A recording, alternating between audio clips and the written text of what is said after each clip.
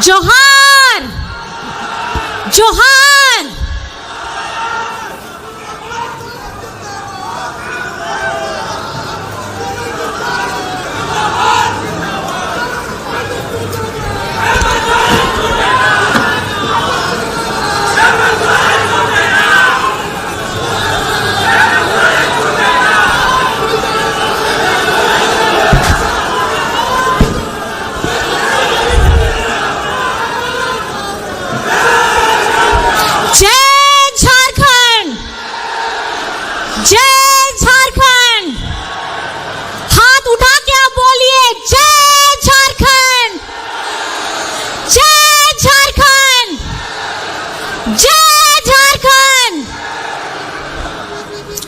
सभी को जोहार है।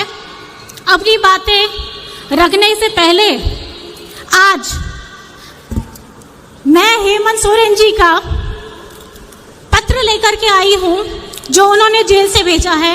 सबसे पहले मैं आपसे दरख्वास्त करना चाहूंगी कि उन्होंने जो भी लिखा है आज मैं आपके सामने पढ़ने वाली हूं, क्योंकि ये सारा संदेश आप सभी के लिए, झारखंड वासियों के लिए, पूरे देशवासियों के लिए है। तो कृपया करके इसको जरूर ध्यान से सुनिएगा।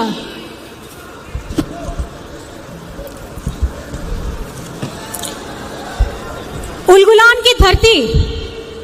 झारखंड में आयोजित उलगुलान न्याय महारैली में पूरे झारखंड के विभिन्न गांव, पंचायत, टोले से आए हुए बड़े बुजुर्ग, माताएं, बच्चे, बहनें और मेरे साथियों, साथ ही मेरे पूरे देश से आए हुए इंडिया महागठबंधन के नेतागणों को धरती आबा बिरसा मुंडा, सिद्धू कानू सहित अमीर शहीदों की इस पावन धरती पर मैं बिरसा कारा से ही आप सभी को हार्दिक अभिनंदन और जोहार करता हूं। आज इस महारैली में मौजूद राज निर्माता विश्व गुरु शिबू सोरेन जी को चरण स्पर्श करता हूं। साथियों, आज झारखंड उलगुलान रैली में आपके साथ नहीं हूं। आपको मालूम है कि विगत 4 सालों से विपक्ष मेरे विरुद्ध षड्यंत्र रच कर आखिरकार एक बेबुनियाद आरोप के में मुझे कई 2.5 महीनों से बिरसा जेल में बंद करके रखा है।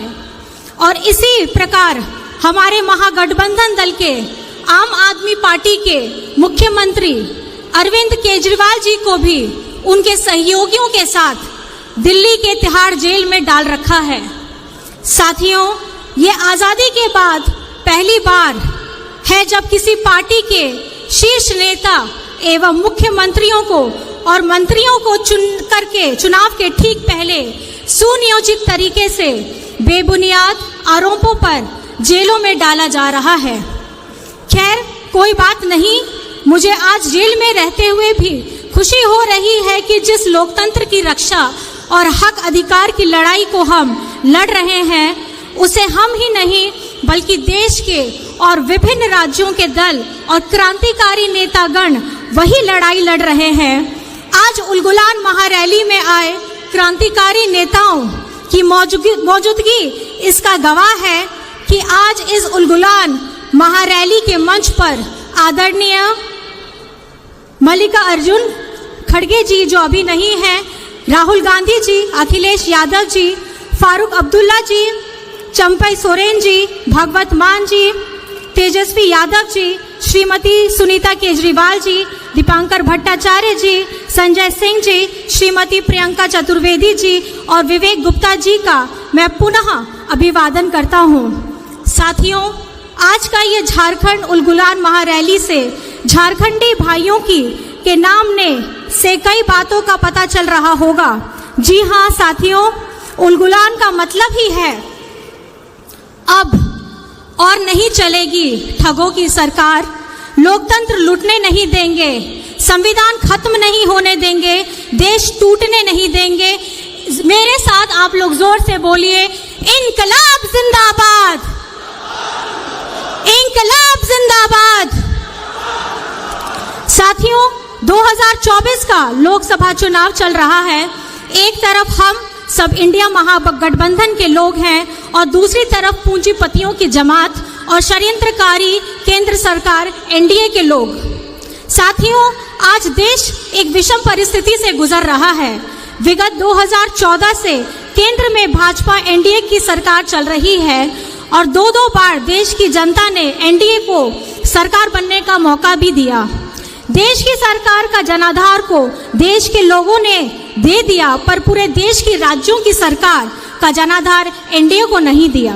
परंतु 2014 में एनडीए सरकार बनते ही पूरे देश के राज्यों में अपना कब्जा चाहते हैं।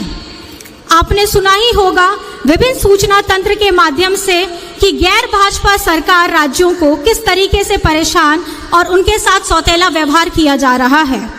कहीं सरकार गिराई जा रही है तो कहीं एमपी एमएलए खरीद फरोख्त की जा रही है। जो गैर भाजपा सरकार उनके साथ नहीं आते हैं तो इसका उदाहरण है कि आज हम जेलों से आप तक बंदी पत्रों के माध्यम से संदेश भेजना पड़ रहा है। साथियों, यह देश हमें भीख में नहीं मिली है। इस देश को पाने के लिए अनगिनत शहादत हुई है। कई इतिहास की किताब हमारे स्वतंत्रता सेनानियों के नाम से पटे पड़े हैं। साथियों, विगत कई साल के षड्यंत्र का फल एनडीए को 2014 में पूर्ण बहुमत से सरकार बनाने को मिली।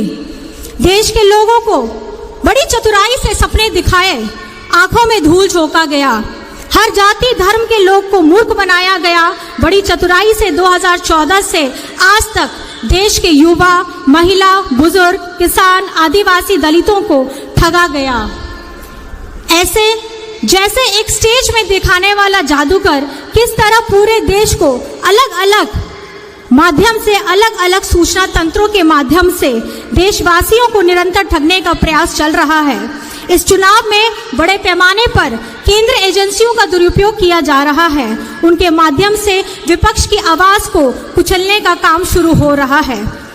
आज केंद्र सरकार ऐसे कानून का निर्माण कर रही है जिससे देशवासियों को तो नुकसान होना ही है, चाहे वो किसी भी वर्ग, जाति, धर्म का ही क्यों ना हो। साथ ही साथ इस देश के लोकतंत्र को भी खतरा होगा और संविधान को भी खतरा होगा। साथियों, झारखंड देश का सबसे गरीब राज्य है। यहाँ के लोग गरीब हैं, पर झारखंड गरीब नहीं है। हमारे प्राकृतिक संसाधनों से पूरा देश चलता है। इसके बदले में हमें क्या मिलता है? पलायन, विस्थापन, भुखमरी, बीमारी। हम अपना हक मांगते हैं तो हमें जेल में डाल दिया जाता है। साथियों, बहुत सारी बातें हैं कहने को वर्तमान केंद्र सरकार के करतूतों के बारे में। अगर बातें शुरू की जाए तो रात और दिन कम पड़ जाएगा।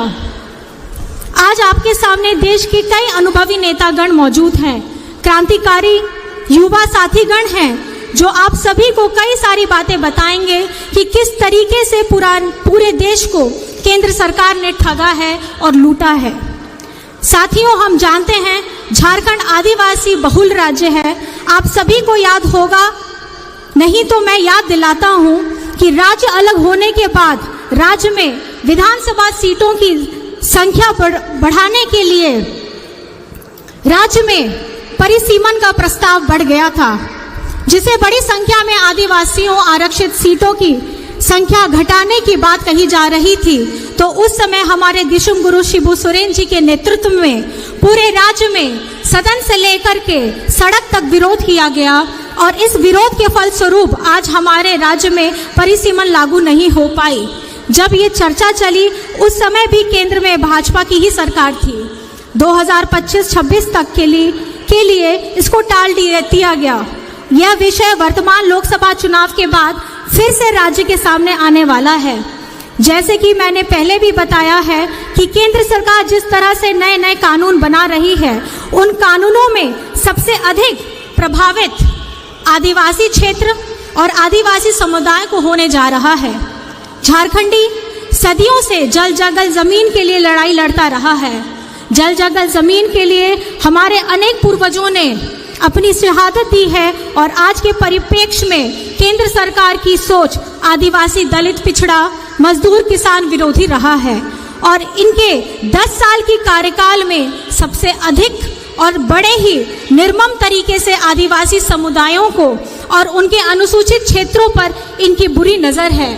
उदाहरण के तौर पर आप देख सकते हैं, विगत कई महीनों से मणिपुर जल रहा है, वहाँ के आदिवासी बहू बेटियों की इज्जत लूटी जा रही है, पूरा देश देख रहा है, पर केंद्र सरकार चुप है। आज तक केंद्र सरकार ने कोई सूद नहीं ली है। ये है इनका आदिवासी प्रेम। लद्दाख को छठी अनुसूची में डालने का वादा कर वर्षों तक ठगा गया और अंत में छठी अनुसूची घोषित करने से मुकर गई। आज वहाँ के भयानक ठंड में भी लोग 0 की डिग्री में भी अपना विरोध प्रदर्शन कर रहे हैं। ये है इनका आदिवासी प्रेम। साथियों, देश में सभी शेड्यूल्ड एरिया पर इनकी गिद्ध नज़र है। झारखंड में कई महत्वपूर्ण और संवेदनशील कानून लागू हैं, जैसे CNT act, SPT act, Wilkinson act इत्यादि। अगर NDA सरकार 2024 के चुनाव जीतती है तो राज्य और देश के आदिवासियों के ऊपर बहुत बड़ा खतरा बन जाएगा। इसलिए किसी भी कीमत पर झारखंड को बचाना है। साथियों, झारखंड में कुछ संवेदनशील मुद्दे हैं, जैसे सरना धर्म कोड राज्य में लागू किया जाना, खतियान आधारित स्थानीय और नियोजन नीति बनाना, पिछड़ों को 27% आरक्षण के लिए मार्ग प्रशस्त करना, स्थानीय भाषा और संस्कृति को पहचान दिलाने का कार्य करना इत्यादि। मैं इन विषयों पर विस्तृत में नहीं जा रहा हूँ, पर यह कहना चाहूँगा कि ये सभी चीज़ें तभी लागू होंगी जब केंद्र की पूंजीपति और तानाशाह सरकार को केंद्र से बेदखल किया जाए। साथियों, मैं अपना यह संदेश समाप्त करने से पहले कहना चाहता हूँ कि झारखंड वीरों की धरती है। हमेशा से झारखंड के मूलवासी आदिवासियों ने राज्य के हक अधिकार के लिए संघर्ष किया है, अपने संघर्षों का लोहा भी बनवाया है। झारखंड के लोग अपने हक अधिकार की लड़ाई तब तक लड़ते रहेंगे जब तक वो हासिल ना हो जाए। आज उसी संघर्ष का ये नतीजा है कि वर्ष 2000 में गुरुजी के नेतृत्व में हमें झारखंड राज्य मिला और उसी संघर्ष से ही राज्य अलग होने के बाद हम लोगों ने राज्य में महागठबंधन की मजबूत सरकार बनाई और अब मजबूत उलगुलान की आवाज़ करते हुए 2024 के लोकसभा चुनाव मजबूती से लड़ेंगे भी और जीतेंगे भी। जुमले वाली केंद्र सरकार की नाकामी, देश को ठगने वालों की और देश की अखंडता को तोड़ने की बातें करने वालों को इस झारखंड से भी खदेड़ा जाएगा और दिल्ली की गद्दी से भी खदेड़ा जाएगा। इन्हीं बातों के साथ आप सबको उलगुलान महारैली में आने के लिए बहुत बहुत आभार है। अब हम अपने झारखंड की इस प्रभात तारा मैदान से इतनी जोर से आवाज लगाएंगे कि होटवार जेल में बैठे हेमंत जी को पूरे झारखंड की आवाज सुनाई देनी चाहिए। जोर से हम लोग सब बोलेंगे, जय हिंद, जय हिंद, जय हिंद, जय झारखंड, जय झारखंड। दिशुम गुरु शिबू सोरेन जिंदाबाद, दिशुम गुरु शिबू सोरेन जिंदाबाद, हेमंत सोरेन जिंदाबाद, हेमंत सोरेन जिंदाबाद, हेमंत सोरेन जिंदाबाद। जेल का ताला टूटेगा, जेल का ताला टूटेगा, जेल का ताला टूटेगा, जेल का ताला टूटेगा, जेल का ताला टूटेगा। आप सभी को यहाँ आने के लिए अपने हृदय की गहराइयों से मैं आप सभी को आभार प्रकट करती हूँ। जोहार है।